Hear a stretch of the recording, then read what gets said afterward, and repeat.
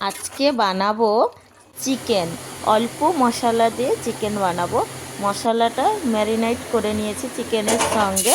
মশলাটাতে কী কী দিয়েছে বলে দেই। 4 টুকরো পেঁয়াজ, আদা রসুনের পেস্ট, 2টা টমেটো, হলুদ গুঁড়ো, লঙ্কা গুঁড়ো, জিরে গুঁড়ো, ধনে গুঁড়ো অল্প অল্প দিয়ে ভালো করে ম্যারিনেট করে 10 মিনিট রেখে দিয়েছিলাম। এবার কড়াইতে তেল গরম করে চিকেনগুলো দিয়ে দিলাম। ভালো করে কষিয়ে তাতে 4 টুকরো আলু কাটে রেখেছিলাম দিয়ে দিলাম। আবারও ভালো করে নাড়াচাড়া করে 10 মিনিটের মতন ঢাকা দিয়ে রেখে দেবো।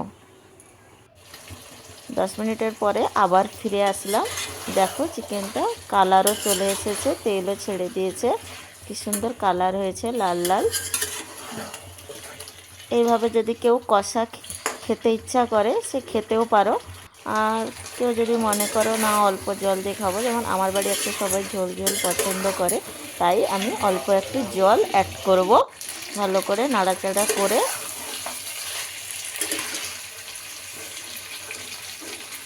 অল্প একটু জল অ্যাড করে নিলাম।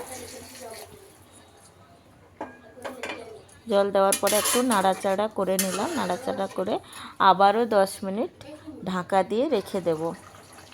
10 মিনিট পরে ফিরে এসে গরম মশলা ছড়িয়ে দিলাম। দেখো আমার চিকেন রেডি।